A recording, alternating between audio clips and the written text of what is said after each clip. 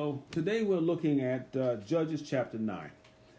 A couple of things I think we should kind of mention before we go forward. I don't know if you can remember in the New Testament when Jesus was dealing with the multitude and he had fed the multitude. And afterwards, the multitude was so inspired by Jesus that they decided they were going to gather together to make him king by force. You can see that in John chapter 6, verses 15, 13, 14, 15, 16. Once again, that's John chapter 6, from like 13 to 16. And they were going to trying to make Jesus king. Right? But they're trying to do it under their own terms for what they wanted to get out of it. They felt there was a benefit to them for him to be king. Not so much because they see him as king, but they see him as a person that can bring benefit. And Jesus told them, he said, you're not following me because you see me as the Lord God. You're following me because your bellies were filled. And they're serving for gain. All right, let's come back to Judges now. And if you remember on last week, our good friend Gideon, whom God called, remember when God called him and told Gideon, Gideon, you are a mighty man of valor. Gideon was like, I have never even seen these miracles. I don't know nothing about this God that we hear all these stories about. And eventually, Gideon kept walking and he kept discovering the things that God had for him. And eventually, he became able to recognize and to see the blessings that God had placed in him. And then we begin to see that Gideon got faith, and he did what God had called him to do. We're on Judges chapter 9, Kim. All right, and then if you remember on last week that Gideon, that the people came to Gideon after he got the victory over the Midianites, and in chapter 8, verse 22, the men said unto him, then the men of Israel said unto Gideon, rule thou over us, both thou and thy sons and thy sons' sons. And then in verse 23, Gideon said unto them, I will not rule over you, neither shall my sons rule over you. The Lord shall rule over you. So we get all of these situations here where we find that Gideon is rejecting the concept of somebody besides God ruling over the people. And then we see that even from a standpoint of when Jesus was upon the earth. Hello, Regina. We're in Judges chapter 9. Morning, everyone. And so this concept of people wanting somebody that they can see to rule over them is something that's not new. We see this continuously throughout Scripture, and we're going to continue to see it. The problem that we're going to see, and that's what we're going to see today in Judges chapter 9, is this constant belief that I need to have somebody rule over us. I need a king. How good would it be if we all just agreed, which this is not going to happen, not until Jesus comes, that we just allow God to be our ruler. But no, we continue to pick other people. We continue to find other people that can rule over us rather than committing our hearts and our minds unto God. Now, with that being said, this is a little precursor as to what we're going to see in this chapter. I just wanted to have that in your mind. Let's go ahead and get into the reading now of our chapter today, Judges chapter 9. Let's take a listen here. Chapter 9. And Abimelech, the son of Jerubbaal, went to Shechem unto his mother's brethren, and communed with them, and with all the family of the house of his mother's father, saying, Speak, I pray you, in the ears of all the men of Shechem. Whether is better for you either that all the sons of Jerubbaal, which are 70 persons, reign over you, or that one reign over you? Remember also that I am your bone and your flesh. And his mother's brethren spake of him in the ears of all the men of Shechem all these words, and their hearts inclined to follow Abimelech. For they said, He is our brother. And they gave him 70 pieces of silver out of the house of Baal-Berith, wherewith Abimelech hired vain and light persons which followed him. And he went unto his father's house at Ophrah, and slew his brethren the sons of Jerubbaal, being 70 persons upon one stone.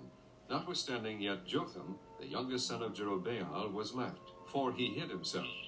And all the men of Shechem gathered together, and all the house of Milo, and went, and made Abimelech king by the plain of the pillar that was in Shechem. And when they told it to Jotham, he went and stood in the top of Mount Gerizim, and lifted up his voice, and cried, and said unto them, Hearken unto me, ye men of Shechem, that God may hearken unto you. The trees went forth on a time to anoint a king over them. And they said unto the olive tree, Reign thou over us. But the olive tree said unto them, Should I leave my fatness, wherewith by me they honor God and man, and go to be promoted over the trees? And the tree said to the fig tree, Come thou and reign over us. But the fig tree said unto them, Should I forsake my sweetness and my good fruit, and go to be promoted over the trees? Then said the trees unto the vine, Come thou, and reign over us.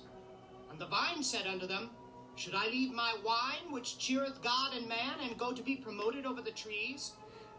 Then said all the trees unto the bramble, Come thou, and reign over us.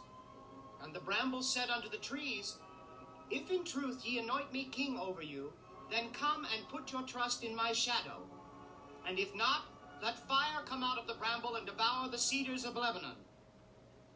Now therefore, if ye have done truly and sincerely, in that ye have made Abimelech king, and if ye have dealt well with Jerubbaal and his house, and have done unto him according to the deserving of his hands, for my father fought for you, and adventured his life far, and delivered you out of the hand of Midian.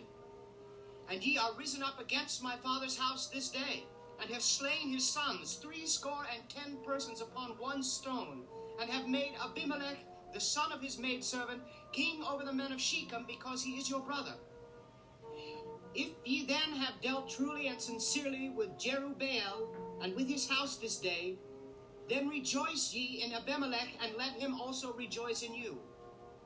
But if not, let fire come out from Abimelech, and devour the men of Shechem, and the house of Milo, and let fire come out from the men of Shechem, and from the house of Milo, and devour Abimelech. And Jotham ran away, and fled, and went to Beer, and dwelt there, for fear of Abimelech his brother. When Abimelech had reigned 3 years over Israel, then God sent an evil spirit between Abimelech and the men of Shechem, and the men of Shechem dealt treacherously with Abimelech, that the cruelty done to the 70 sons of Jerubbaal might come, and their blood be laid upon Abimelech their brother, which slew them, and upon the men of Shechem, which aided him in the killing of his brethren. And the men of Shechem set liers in wait for him in the top of the mountains, and they robbed all that came along that way by them. And it was told Abimelech. And Gaal the son of Ebed came with his brethren, and went over to Shechem, and the men of Shechem put their confidence in him. And they went out into the fields, and gathered their vineyards, and trode the grapes, and made merry, and went into the house of their God, and did eat and drink, and cursed Abimelech. And Gaal the son of Ebed said, Who is Abimelech, and who is Shechem, that we should serve him? Is not he the son of Jerubbaal, and Zebul his officer? Serve the men of Hamor, the father of Shechem, for why should we serve him? And would to God this people were under my hand, then would I remove Abimelech. And he said to Abimelech, Increase thine army, and come out. And when Zebul, the ruler of the city, heard the words of Gaal the son of Ebed, his anger was kindled. And he sent messengers unto Abimelech privily, saying, Behold, Gaal the son of Ebed and his brethren be come to Shechem, and behold, they fortify the city against thee. Now therefore up by night, thou and the people that is with thee, and lie in wait in the field. And it shall be that in the morning, as soon as the sun is up, thou shalt rise early and set upon the city. And behold, when he and the people that is with him come out against thee, then mayest thou do to them as thou shalt find occasion. And Abimelech rose up, and all the people that were with him by night, and they laid wait against Shechem in 4 companies. And Gaal the son of Ebed went out, and stood in the entering of the gate of the city. And Abimelech rose up, and the people that were with him from lying in wait. And when Gaal saw the people, he said to Zebul, Behold, there come people down from the top of the mountains, And Zebul said unto him, Thou seest the shadow of mountains as if they were men. and Gaal spake again and said, See, there come people down by the middle of the land, and another company come along by the plain of Meonanim. Then said Zebul unto him, Where is now thy mouth, wherewith thou saidst, Who is Abimelech that we should serve him? Is not this the people that thou hast despised? Go out, I pray now, and fight with them. And Gaal went out before the men of Shechem and fought with Abimelech. And Abimelech chased him, and he fled before him, and many were overthrown and wounded, even unto the entering of the gate. And Abimelech dwelt at Arumah, and Zebul thrust out Gaal and his brethren, that they should not dwell in Shechem. And it came to pass on the morrow, that the people went out into the field, and they told Abimelech. And he took the people, and divided them into 3 companies, and laid wait in the field, and looked, and behold, the people were come forth out of the city. And he rose up against them, and smote them. And Abimelech and the company that was with him rushed forward, and stood in the entering of the gate of the city. And the 2 other companies ran upon all the people that were in the fields, and slew them. And Abimelech fought against the city all that day, and he took the city, and slew the people that was therein, and beat down the city, and sowed it with salt. And when all the men of the tower of Shechem heard that, they entered into an hold of the house of the god Beerith. And it was told Abimelech that all the men of the tower of Shechem were gathered together. And Abimelech gat him up to Mount Zalmon, he and all the people that were with him. And Abimelech took an axe in his hand, and cut down a bough from the trees, and took it, and laid it on his shoulder, and said unto the people that were with him, What ye have seen me do, make haste, and do as I have done. And all the people likewise cut down every man his bough, and followed Abimelech, and put them to the hold, and set the hold on fire upon them, so that all the men of the tower of Shechem died also, about 1,000 men and women. Then went Abimelech to Thebez, and encamped against Thebez, and took it. But there was a strong tower within the city, and thither fled all the men and women, and all they of the city, and shut it to them, and gat them up to the top of the tower. And Abimelech came unto the tower, and fought against it, and went hard unto the door of the tower to burn it with fire. And a certain woman cast a piece of a millstone upon Abimelech's head, and all to break his skull. Then he called hastily unto the young man his armor-bearer, and said unto him, Draw thy sword, and slay me, that men say not of me, A woman slew him. And his young man thrust him through, and he died. And when the men of Israel saw that Abimelech was dead, they departed every man unto his place. Thus God rendered the wickedness of Abimelech, which he did unto his father, in slaying his 70 brethren. And all the evil of the men of Shechem did God render upon their heads, and upon them came the curse of Jotham, the son of Jerubbaal. All right. So, as you can see, this is a mess. This is just a problem. Now, let me do this. Let me put this into some very, I would say, based conversation. What's the problem here? The problem is when you decide, I want to serve a God other than God. I want somebody to rule over me other than God. I'd rather have a king I can see than a God I have to put faith in. And all of those concepts, you take all of those things and you cut all those different things together and throw it in a pot, you get a soup of just a mess and problems and all types of circumstances that do not edify anybody. Now, that's what this chapter talks about. The problem that we have is that we see that even today. Everybody wants to be ruled by somebody. My culture is one that I believe in liberal, and I follow the liberal. My culture is conservative, and I follow the conservative. Why can't we just follow God? Well, in this particular world that we're living in right now, that's not going to happen until the Lord himself comes. So everybody's trying to find somebody they can follow rather than let me go to the creator of all things and let him lead me. Well, that's not happening now, not in our day. We all have our gods. We all have our things that we serve. Some people serve other cultures. Some people serve other mindsets and theories. Some people serve wealth and power, all different kinds of things rather than serving God. And that is the issue and the problem that we have. And that's what this particular chapter really brings out. How you doing? Hello, Mary. Good to see you. We're in Judges chapter 9. All right. So let's go through this. Now, keeping in mind that in Judges chapter 8, we already saw the people basically reject God after God anointed and blessed Gideon to give them victory over the culture or the people that were suppressing and oppressing them, the Midianites. And God raised up Gideon and allowed Gideon to get victory. The people were so impressed, rather than saying, thank you, God. Thank you, the God of Abraham, Isaac, and Jacob. They didn't say that. They then went to Gideon and said, we want to make you king. And Gideon said, no, I'm not allowing you to make me king. You only have one king, and that's God.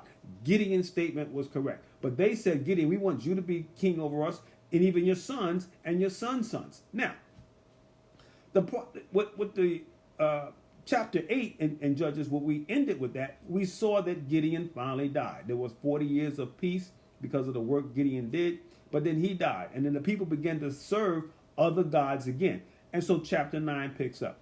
Now, keeping in mind that when the people told Gideon that we want you and your sons to rule over us, guess who heard that? His sons heard that. Also, we should keep in mind, Gideon was not a perfect person. Gideon had a lot of issues. Gideon was a coward in the very beginning. Gideon didn't have a lot of faith in the very beginning. Eventually, God worked with Gideon to uphold and bring him up to the point where he had enough faith in God that he can believe that God can transform him from a coward into a man of mighty valor. And Gideon was able to get to that stage. All right. And he got the victory. The problem that we see is that when you do that, people begin to recognize not that what God is doing in you, but they're watching, excuse me, they're watching you. And so Gideon's sons saw all this.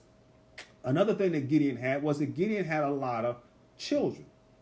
Gideon had 70 sons by a whole bunch of women. And we pointed out that that was a problem. Remember, Gideon was not perfect. Gideon should not have had all these different women.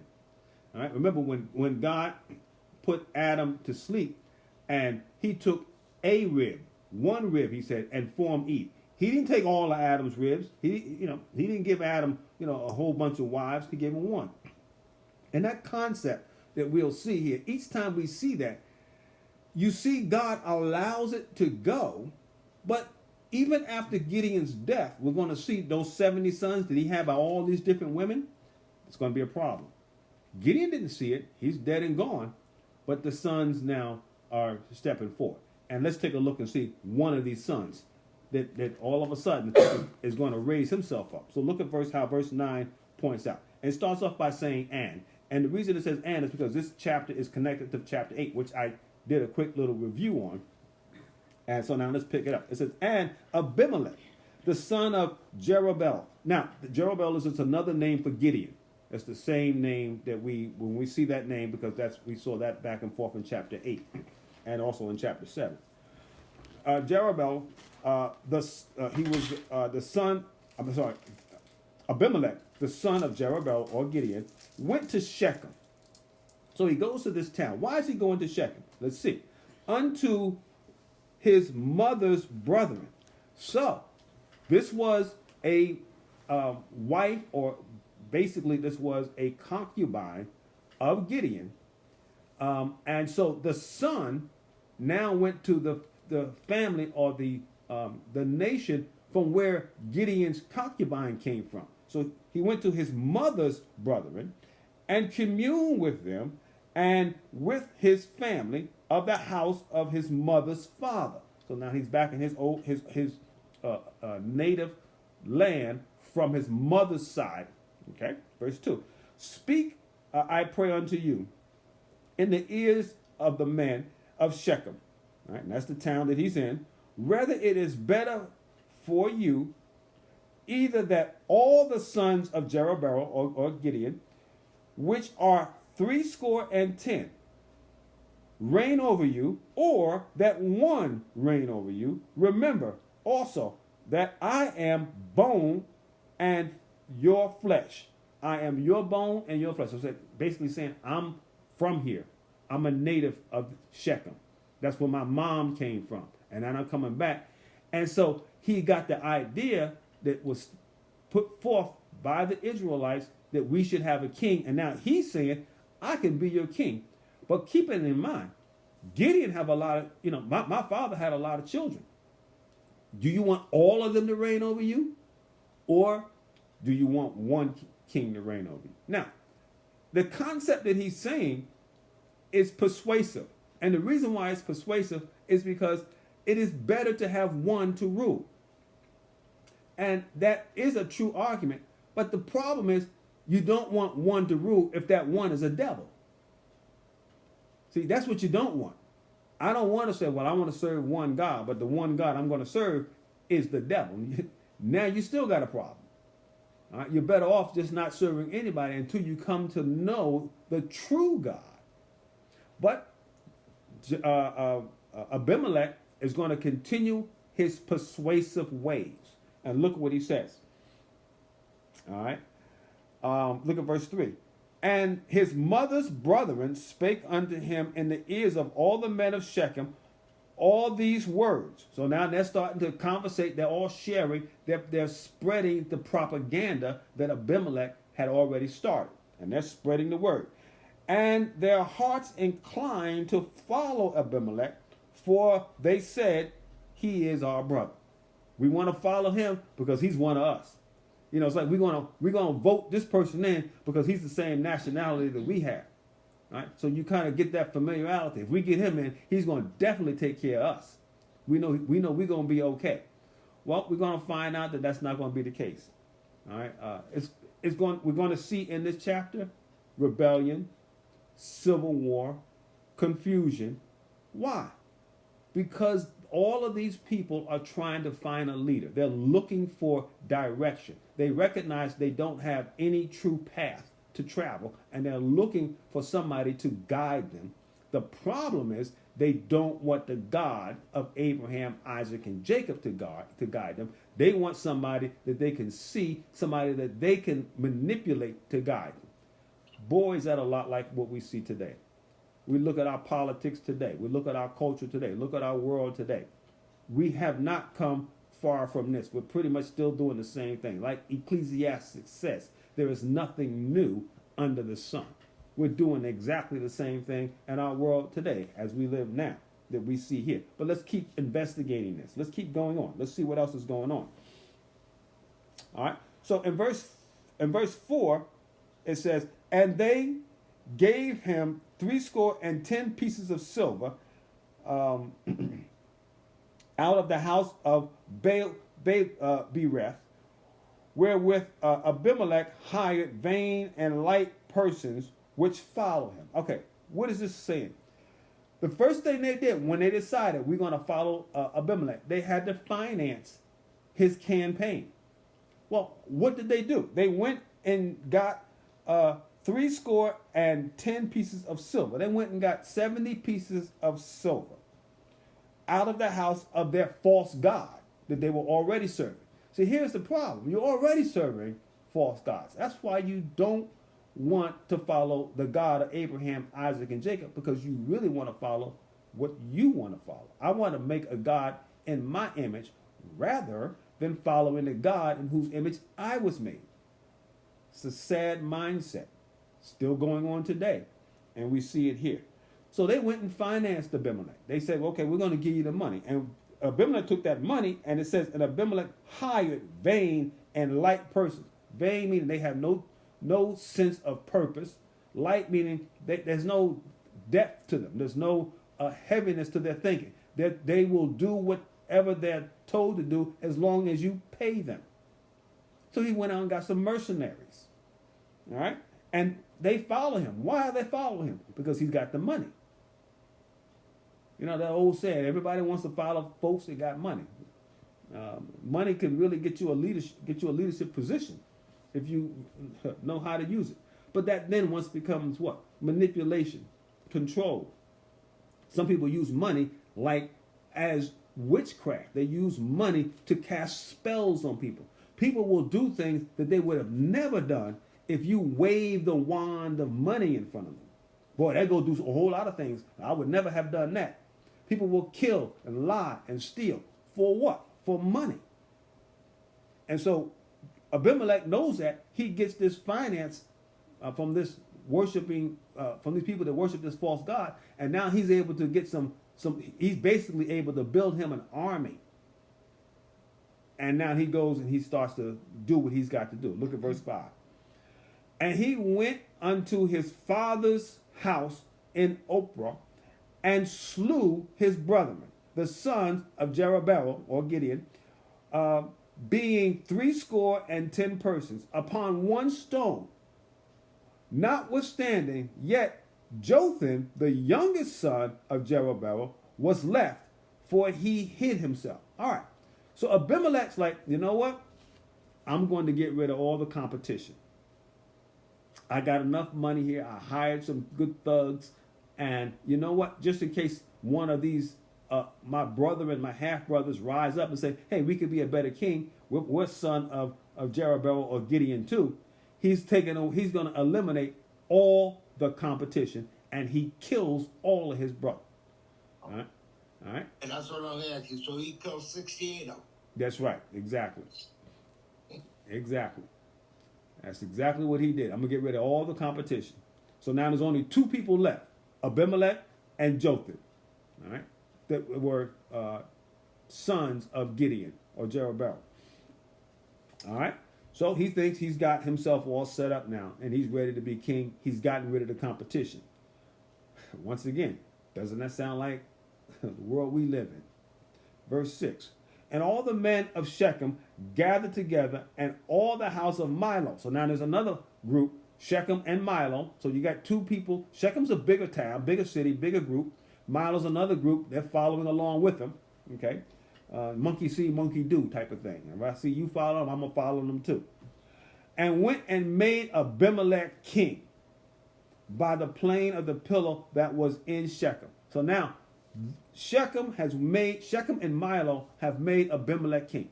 Now keeping in mind, who's king now over that particular area? Abimelech, the son of Gideon. All right, look at verse 7. And when they told it to Jotham, that's the son that went to hide himself, he went and stood in the top of the mountain Gerizim, and lifted up his voice and cried and said unto them, hearken unto me, ye men of Shechem, that God may hearken unto you. In other words, he's saying, I'm going to say some things that you need to understand, and it's not just me saying this. This is from the God of Abraham, Isaac, and Jacob, the true king that you should be following. And so what he does is he gives them this parable. And he basically is, he's saying, the trees went forth on a time to anoint a king. Why do the trees need kings? They don't. Trees should follow the governance that was put into them by who? By God. Why would a tree say, I need a king? A tree doesn't need a king. All a tree needs to do is to do what God has given it the authority and the power to do. To grow, to dig roots, to produce the fruit. If you're an apple tree, a pear tree, whatever it is that you are, go, your walnuts, you go there. But no. So Jotham is trying to say, he's drawing an acrostic or an analogy to say, let me show you how silly you are. That's like trees saying, I need a king. You don't need a king. You just need God.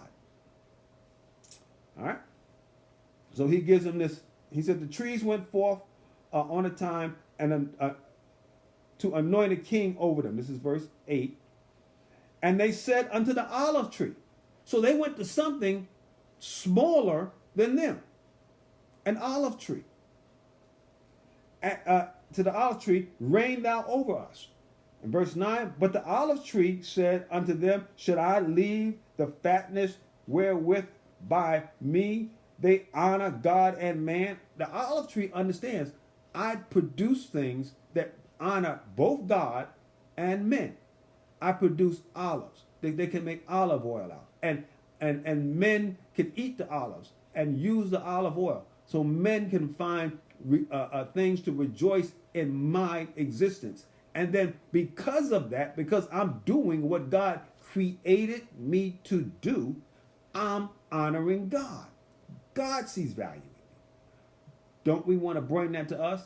You want to honor God? You need to find, can I do what God has called me to do? God has made us to follow him. We're supposed to be walking in the very image of God, which we don't do on a consistent basis. But let's keep going. So the olive tree is basically saying, no, I'm not going to serve you. All right. And then in verse 10, it says, and the tree said unto the fig tree, come thou and reign over us. I got to find somebody to follow. You don't need to follow anybody. Follow what God has put in you, what God has put in your heart. All right? Verse 11, but the fig tree said unto them, now remember, this is just a parable that Jotham is making to help them to realize how silly their decision is. And the fig tree, verse 11, said unto them, should I forsake my sweetness and the good fruit and go and promote over the trees? All right. And so once again, they're like, this is a dumb request. I'm not going to do this. Look at verse 12. And they said, the trees upon the vine, come rule and reign over us. Now they go into something that has none of the strength. A vine has no ability to be able to do what a tree can do. It doesn't have the strong wood. It's flexible, but it's getting weaker and weaker things to say, come rule over us. But yet the vine is still a thing that God has made and has given life to be able to do things that will edify both God and man. Look what the vine says. Verse 13, and the vine says unto them, should I leave the wine which cheereth God and man and go to be promoted over the tree? The vine is like, no, I have a purpose. My purpose is to make wine, which then can be used to make merry the heart of men. And when I do what I'm supposed to do, I also cheer God. God brings joy to God to see me do what I am designed to do when I fulfill my purpose. And that's one of the things that we should always be seeking God for. God, continuously help me to see what my purpose is. And each day, God will have a path for us to travel. And as you go through life, you will sometimes walk and you'll see a package or a gift from God that has been on your road that you've been traveling, but you just now notice it. And it's got your name on it. And if you have the faith and the confidence to open it up, you'll find that God will inspire you that you are gifted to do this. Now, what are you going to do with the gift that God has given to you? Use it or ignore it or deny it or see it, believe it, but be too scared to use it. That's the whole thing. That's what started with Gideon way back in the 7th chapter. All right? He had a God told him, I made you a mighty man of valor. And Gideon's like, no, I'm the kind of guy that likes to hide, do things in the dark. I don't want to really, draw attention to myself. But Gideon's heart was right with God. And God knew that. And if your heart is right with God, God knows it. And he has gifts for you. And he will develop you. And he will grow you. All right? And sometimes you just got to keep walking. We'll say, well, I haven't seen my gift yet. Keep walking. Keep going. It's there. I drew the analogy, I think it was last week or the week before. When you think about a Christmas for a young kid, and he sees all these presents all wrapped up, he's searching through that, especially if he knows how to read his name. I'm looking for a present that's got what?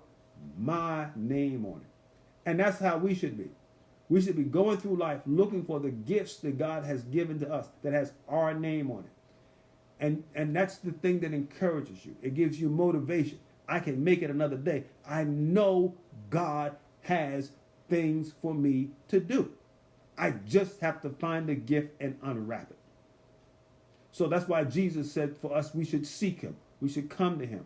We should go into his word, study to show thyself approved. All of these things are purposes and things that we do with the effort of searching to find out the will of God in our life. But you got to want it. And you got to go in and do the searching. Do the action. Faith without works is dead. But then the scripture tells us that without faith, it's impossible to please God. So you got to find those things that God has for you that will require you to put faith and more faith in God. Let's keep going. Look at verse 14. Then said all the trees unto the bramble, come thou and reign over us. Now, what is bramble? Bramble is things that is no longer connected to the earth. It's rooted. Roots have dried up. It just become tumbleweed, thorns and thistles. You know, things that don't produce fruit.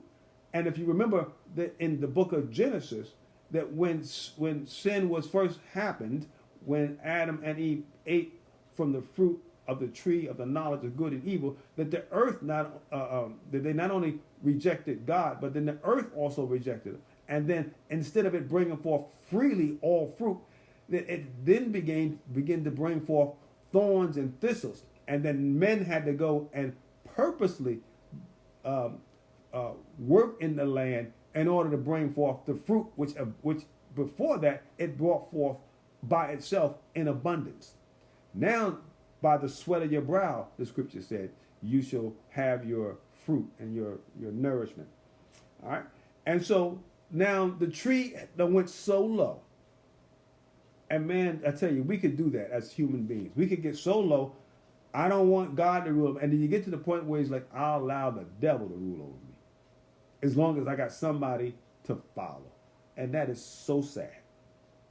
And the problem that we have now is that we have a lot of religious folks that are not apostles, but have moved from apostleship to apostasy. We got a lot of people that are wolves in sheep's clothing that people are following. And unfortunately, it's just not good. We need to follow God and let God speak to our hearts. All right. And now look what happens in verse 15. And the bramble said unto the tree, if in truth ye anoint me king over you, then come put your trust in my shadow. Look at that. The bramble says, come put your trust in my shadow. What's a shadow? A shadow is an image that is formed when you block the light, and it forms a shadow. So what the bramble is saying, as long as you stay in my shadow, you stay in the dark area and don't go into the light, then I will rule over you. Because in order for me to rule over you, you got to walk in darkness. You got to walk in shadowy places. And so the bramble's telling them straight up, if you want me to rule over you, you got to walk in my shadow. Don't get into the light. I will block the light. I'm going to block everything that God might try to give to you. And then you stay behind me. And that way, none of the light and the goodness of God will ever get to you. The only thing you need to be aware of is my shadow that is blocking the light. And unfortunately, there are a lot of people that walk that kind of way. Let's finish reading that.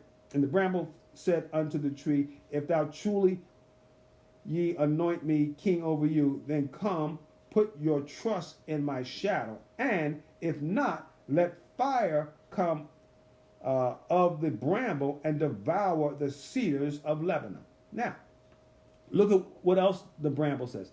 And if you don't follow me properly, I'm not going to say, well, I hope you do find the light. I hope you do well. No, if you don't follow me, I'm going to look for ways to destroy you. I'm going to look for devouring fire to come, because that's the way the devil is. If you following the devil, he's cool. Follow me. He still don't love you. He don't care for you. He's still just using you. But if you try to step out after following him, he seeks ways to kill, steal, and destroy. That's what the scripture says. Satan cometh not forth, but to steal, kill, and destroy. So Jotham is bringing forth this analogy to show the people of Shechem and Milo, you guys are following a shadowy circumstance here. You're following an image of the devil, and you don't see it. You don't understand it. But they have been false worshipers anyway. They continuously have rejected the God of Abraham, Isaac, and Jacob. Let's keep going. Look at verse 16. It says, now, therefore, if ye have done truly and sincerely, in that ye have made Abimelech king, and if ye have dealt well with Jeroboam and his house, and have done unto him according to the deserving of his hand. So he's basically saying, now, if what you're doing is right, then God will bring it out. He'll let you know. But he's talking here with sarcasm. He's like, you think you've done right? You think you've done all this stuff good? You think you've done everything right? Then you'll see. You'll find out whether it's done right or not, because God will deal with you. Look what he says in verse 17. And he kind of illustrates this a little bit more. He says, for my father fought for you. Gideon fought for you. And adventured his life far. He went far into changing his lifestyle for your behalf, because God called him to do it, and delivered you out of the hand of Midian. God used him to bring you victory when you were crying because Midian was oppressing you, and you got victory. That's what Gideon did, Jeroboam did, when God anointed him to become a leader. Not a God, but a leader. Somebody to inspire you. If Gideon could do this by trusting in God, what could you do by trusting in the same God? You should do that. Verse 18. And ye are risen up against my father's house this day, and have slain his sons 70 persons on one stone, and have made Abimelech, the son of his maidservant, king over the men of Shechem, because he is your brother. You're using nepotism. He's a family member. He's one of us. We're going to make him king. But he's also killed all of his siblings. And you want a murderer to be king over you. Well, the scripture tells us that Satan is a murderer. He's a murderer. Jesus said it. He said Satan is a murderer and a liar and the father of them. All right. Verse 19. If ye then have dealt truly and sincerely with Jeroboam and with his house this day, then rejoice in Abimelech. If you think you've done right, then go ahead and rejoice and worship. And let him rejoice in you. Y'all guys come together and do well. But look at verse 20. But if not, let fire come out from Abimelech and devour the men of Shechem and the house of Milo. And let fire come out from the men of Shechem and from the house of Milo and devour Abimelech. So what is it saying? Fire's coming out of both of them, and what are they going to do? Devour each other. Yes, sir. Did these people know that Jotham was Abimelech's brother? They didn't know that at this time, right? The people knew that. They knew that who Jotham was, and they knew he had escaped. And that's why he's telling them. He's letting them know. You know, I know the circumstances because I was there. I'm a child of Gideon too, just like Abimelech is. But Abimelech is taking advantage of it and trying to use it as means to draw attention to himself. Yeah, no, the reason why I asked that question was because he keeps saying that all the brothers, you know, as Jotham is saying, that he killed all 70 of them.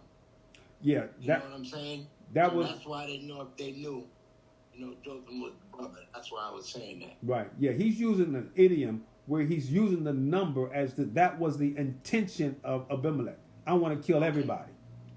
Right? So he went forth in his heart to kill him. He would have killed me if I had not escaped. I was on the list to be annihilated too. So yeah, that sometimes if you're doing the math, you can say, well, wait a minute, like you had said earlier. So he, because you got to look at Abimelech as one of the 70, Right. and Jotham as one of the 70. So in actuality, if you it was 68, but they round the number up just for the presentation aspect of it.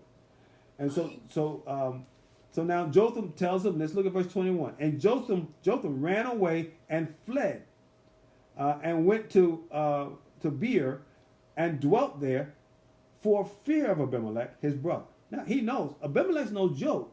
Don't play with him. So you don't play with the devil, because he will take advantage of you. And Jotham's he's like, I know he came to kill me, and he will come again. So I got to get out of here.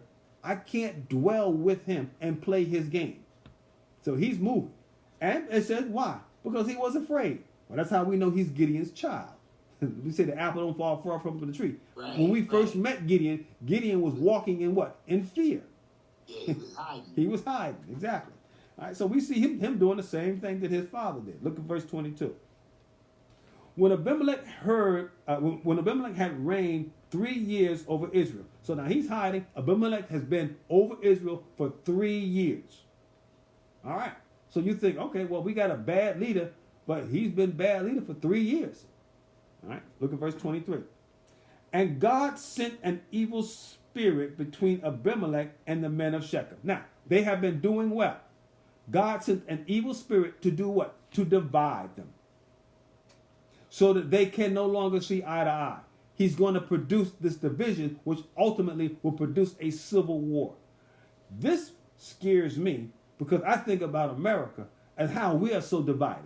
Has God sent an evil spirit to divide us because we choose not to serve God? I truly cannot answer that question, but the question or the thought popped to my mind when I was reading this. How bad are we right now? Why do we keep dividing? Why can't we find unity?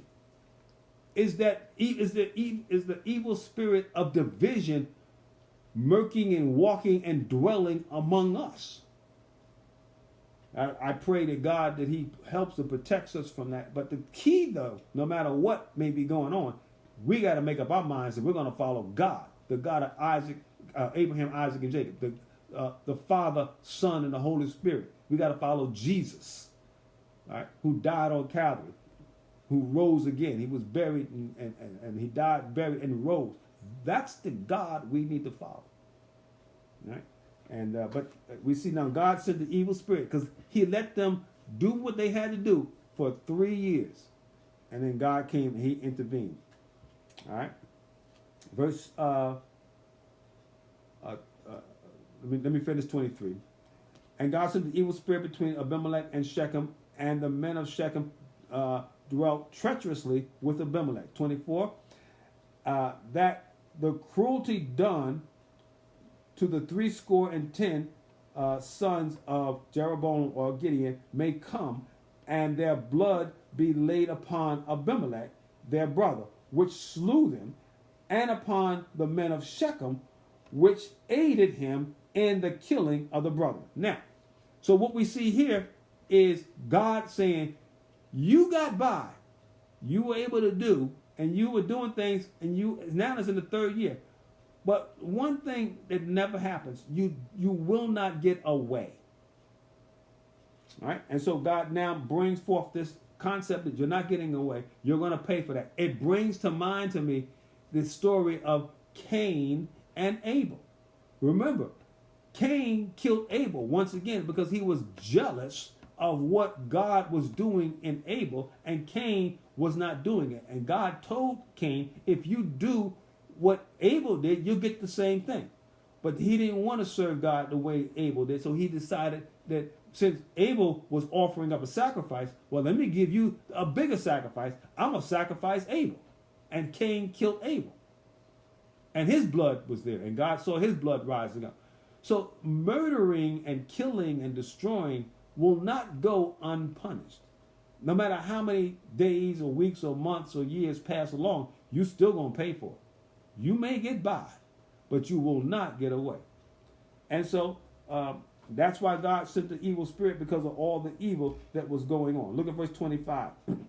So, and the men of Shechem sent liars in wait for him on the top of the mountain, and they robbed all that came along by the way, and it was told Abimelech. So now what's happening? The men of Shechem now all of a sudden got a problem with Abimelech. Remember, they were the ones that anointed him king. They were the ones that gave him that money to build his army. Right? But now them, Shechem and Abimelech, now have an issue. Okay? All right, so now let's keep going. We see us all of a sudden the beginnings of civil war. There's so much division that a civil war is about to break out. And look at verse 26. And Gaal, the son of Ebed, came with his brethren and went over to Shechem, and the men of Shechem put their confidence in him. So all of a sudden now Shechem's starting to trust in this guy called Gaal. But wait a minute, but who's king? Abimelech. But now Gaal is coming on and he's talking some stuff. And he's saying, hey, I could do better. All right? I'm a better leader than Abimelech. Look at 27. And they went out unto the field and gathered the vineyard and trodden the grapes and made merry and went in unto the house of their God and did eat. Now, what's going on here? They're having a festival. They're having one of their false god parties. And they did eat, and it says, and they cursed Abimelech. So now Gaal has thrown this big old festival, got everybody drunk, and convinced everybody that I'm the better leader. I know your king is Abimelech, but I'm a better leader. Look at 28. And Gaal, the son of Ebed, said, who is Abimelech? And who is Shechem, that we should serve him? Is not he the son of Jerubbaal? He's the son of Gideon too. So now they're throwing that back in his face. And Zebul the officer served the men of Hamor, the father of Shechem. For why should we serve him? Yeah, he was part of Shechem, and that's because of his mother. But his daddy was still an Israelite. So now this heritage is coming back to bite him again. They were first following him because he was half part of Shechem because of the mother. Now Gaal is trying to convince them, don't follow him. He got them all drunk, got them all fed. Everybody's sitting there, fat, dumb, and happy. And now Gaal is just stepping up saying, hey, I'm a better leader. Watch out for people that give you things, make you feel good, because they're eventually going to drag you in an area that you probably do not want to go. Look at 29. It says, and should God, his people, be under my hand, then would I. So he said, I would to God that the people were under my hand. This is Gaal speaking. I would to God. He's praying to God, but he ain't really praying to God. He's just using the name of God. Taking God's name what? In vain. And I would to God that people were under my hand, then would I remove Abimelech. And he said to Abimelech, increase thy army and come out. So now he's telling Abimelech, he's challenging him. I'm telling you what, go get your army. Remember, you hired all them people? Go get all them people and go get more. Increase them and come on out and deal with me. So Gaal is throwing down a gauntlet. He's saying, I'm big and bad and I'm not scared of you. I'm not going to run from you. All right? I'm going to stand here. It says, and when Zebul, the ruler of the city, heard the words of Gaal, the son of Ebed, his anger was kindled. So now there was one guy that wasn't buying what Gaal was saying, and it was Zebul. He was one of the rulers, one of the governors in the city. And he heard what Gaal was saying, and now he's running back and do what? I'm going to tell Abimelech. Look at what's going on here. Do you see this politics? Do you see this? This is what happens when we want to serve any and all other things except serving God. I want something other than God to be my king, to be my ruler. Confusion breaks out. So now Zebul is running and telling on Gaal to Abimelech. All right, so in verse 31 it says, And he sent messengers to Abimelech privately, saying, Behold, Gaal the son of Ebed and his brethren come to Shechem, and behold, they fortify the city against you. All right, they're building the city up against you. You're the king of the city, and they're taking over. 32. And now, therefore, up by night, thou and the people that is with thee, and lie and wait in the fields. So he said, he's giving them a strategy. You need to get up, come in here by night, and you need to sneak in here and take care of this guy Gaal. He's causing a problem in the town, in the city that you're king in. 33. And it shall be that in the morning, as soon as the sun is up, thou shalt rise early and set upon the city, and behold, when he and the people that is with him come out against thee, then mayest thou do to them as thou shalt find occasion. Just come on in and destroy him. Basically what he's saying. Because he's saying if you don't destroy him, they're going to continue to grow. Civil war is already broken out. And this is what God does a lot of times. We're going to see this. We're given a lot of detail here. But we're going to see this a lot as we go forth in the scripture, that God will bring confusion amongst the enemies of Israel when Israel goes out to do battle. And if you remember, even when Gideon went to go do battle, the people went up and they heard stuff and they began to swing swords and were killing one another. All Gideon was doing was blowing a horn. And they got scared and started killing one another. Well, here's an inside look with a lot more detail as to how that happens. And a lot of times God just allows the people that are following the devil to divide and destroy themselves. Jesus said, how can a city exist if it is divided against itself? And you can't. And so we see this happen. Look at 34. And Abimelech rose up and all the people that were with him by night, and they laid wait against Shechem in 4 companies. So now Abimelech got his war strategy, and he's coming in. This is a very good analogy about how the devil tries to get us. He develops strategies. I want to find weaknesses. Well, I'm looking for things that you are not that good at, and I'm going to find a way to exploit that and bring down your confidence in God. And that's the key. Can I weaken your faith? Can I weaken your trust? Can I get you to the point where you're not sure that God will be with you and deliver you? Can I get you to that point? And the devil is good at it, and we just got to recognize his work when we see it. Look at verse 35. And Gaal the son of Ebed went out and stood in the entrance of the gate of the city, and Abimelech rose up, and the people that were with him from lying in wait. All right, so now they're coming together, head to head, face to face. Look at 36. And when Gaal saw the people, he said to Zebul, Behold, there come down from the top of the mountain. And Zebul said unto him, Thou seest a shadow. So now Gaal saying, I think I see people on the top of the mountain. And Zebul, the one that snitched on him, is basically saying, that's not people, those are just shadows. That's just a play on the horizon. You're seeing mirages. This is not really, it looks like people, but it's not people. All right? And so Zebul is trying to convince Gaal, you don't need to be worried. There's no army coming, when there really was. All right? So what is Zebul doing? He's once again using deception. But Gaal is a pretty decent warrior himself. Look at verse 37.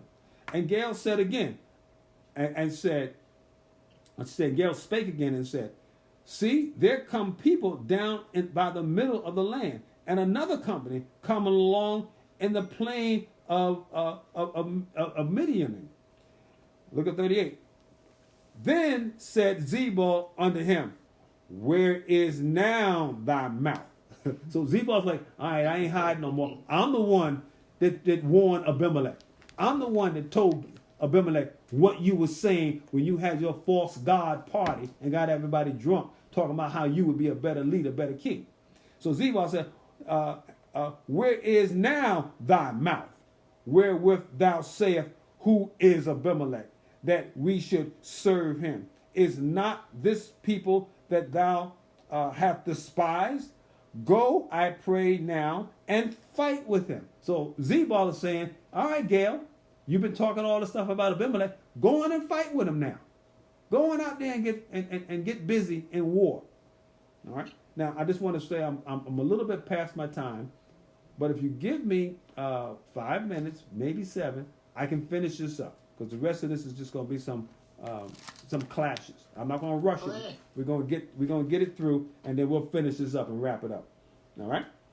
So now, verse 38. And Gael went out before the men of Shechem and fought with Abimelech. All right, now they're fighting. The civil war has happened. The war is on.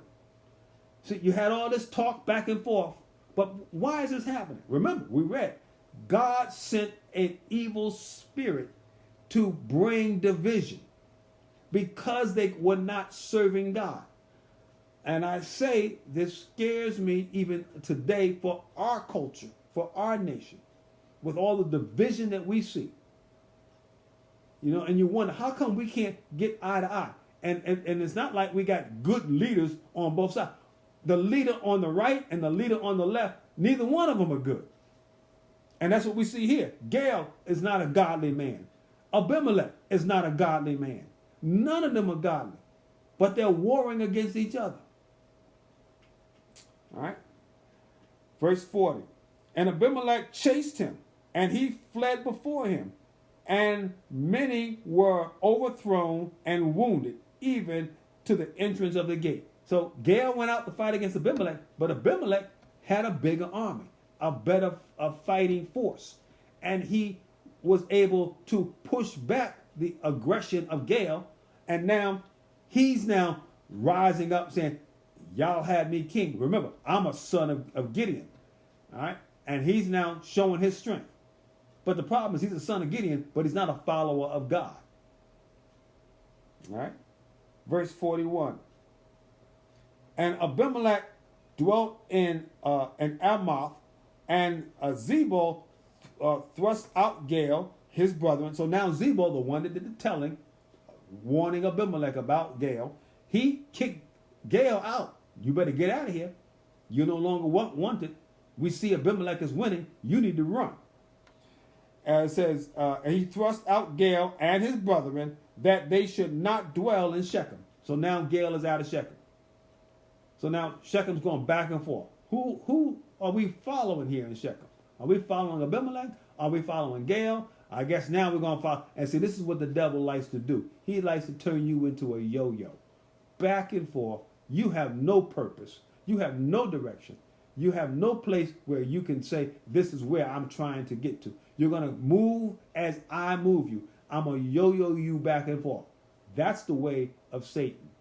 The way of God is you have a purpose and a destiny. You are on your way to the new heaven, the new earth, the new Jerusalem, and a new body, a new mind, renewing your mind. That's where God has you going. The devil will have you walking around in circles, chasing your tail. That's the way the devil wants. All right. So now Gael has been thrust out. Look at 42. And it came to pass on the morrow that the people went out into the field, and they told Abimelech. And he took the people and divided them into 3 companies and laid in 3 companies, weighed in the field, and looked upon, behold, the people will come forth out of the cities and rose up against them and smote them. So now the people are all behind Abimelech. And everything that Abimelech is saying for them to do, they're doing it. Okay? All right, but let's keep going here.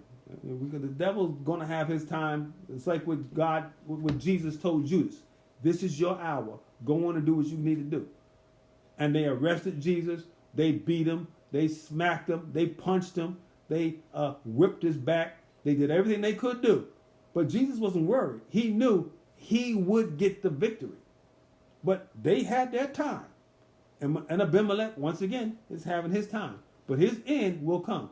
Because when Jesus was put on the cross and he died and was buried, The one thing they did not expect was he was going to rise, and he did. He rose again. And he crushed, he said, I now have the keys of death, hell, and the grave. He has gained victory over the devil. He crushed the head of the devil. All right? And the devil will rise up, but he will ultimately always fall. Let's keep going so we can see the fall of Abimelech. And Abimelech and the company that was with him, this is verse 44, rushed forward and stood in the entrance of the gate of the city, and the two other companies ran upon the people that were in the field and slew them. They're still killing people. Abimelech is not for life, he's for destruction. You follow the devil, he will ultimately kill you. That's what he wants. Jesus said he is a murderer and a liar, and he's the father of it. He was like that from the very beginning. And all you see in Abimelech is he is a type of Satan. This is the personality that's in Abimelech. It mirrors the personality of the devil. That's why you see him doing this. Always trying to rule, but he don't care about killing either. He just wants to be worshipped. That's what Satan wants. I want you to make me king. That's the temptation that Satan gave even to Jesus. If you fall down and worship me, I'll give you all the kingdoms of the world. I'll quit and let you have the kingdoms. You don't even have to die for them. But you got to bow down and worship me. And Jesus said, get thee from behind me. He said, the scripture tells us that we should worship God, and him only shall we serve. All right, so 45. And Abimelech fought against the city all that day and took the city. Looked like he's getting victory. Boy, the devil seems like he can't be stopped. He's going to be stopped. Let's keep reading. And slew the people that were therein, and beat down the city, and sold it with salt. So he beat down the city, threw a bunch of salt in it, so you can't even plant anymore. I'm going to make the city worthless. The devil is for destruction. Not only am I going to kill the people, I'm going to beat down the city and then throw all this salt in the ground to make the ground worthless. Destruction. That's what follows Abimelech, because that's what follows the devil. Abimelech is a type of Satan. All right? And look at verse 46. And when all the men of the tower of Shechem heard that, they entered into and hold of the house of the god Berith. So now they're hearing all of this, and they're like, you know what? I know we were trying to follow Gael, but we got to go hide. We got to run now, and we're going to go hide. But where are they going to hide? They're going to hide in the tower of their false god. Their false god. Oh, let's go to our false god, to our God, and let's watch him protect us. Let's see what happens. 47. And it was told Abimelech that all the men of the tower of Shechem were gathered together. And Abimelech gat him up to the Mount Zelam, he and all the people that were with him. And Abimelech took an axe in his hand and cut down a brow of the tree and took it and laid it on his shoulders and said unto the people that were with him, what you see me do, make haste and do as I have done. So what did Abimelech do? He got him an axe. He went up to these trees and he cut down all these branches, all these different parts of the tree, and put it on his shoulder. And he told all the people, what you see me do, you go do as well. That's what the devil wants you. The devil says, you see me do corruption, you do as well. You want to get ahead, you want to get a victory, you got to do the same, tell the same lies, do the same kind of murder, do the same kind of stealing. What you see me do, the devil will say, you do as well, and you'll prosper. You'll get victory. Let's keep going. 49. And all the people likewise cut down every man his barrel, and followed Abimelech, and put them to the hold, and set the hold on fire. So what did they do? They took all that wood that they chopped down, they put it around that tower of their false god, and set it on fire. All right, so that all the men of the tower of Shechem died. Also about 1,000 men and women. All the people that went into the tower of the false god for protection died by another false god, Abimelech, who was a so-called king, but he's an evil and devilish king. He destroyed them because they were putting their trust in this false god. Let's keep going. Verse 50. Then went Abimelech to Thebez and encamped against Thebez and took it. He went and found another city. All right, y'all were following Milo and Shechem under the leadership of Gael too. I'm going to take care of you. Look at verse 51. But there was a strong tower within the city, and there they fled, all the men and the women, and all they of the city, and shut it to them, and gathered up to the top of the tower. Now, this particular city, Thebez, had a tower as well. Now, it doesn't give us any description of this tower, but what it doesn't say it was the tower of the false god.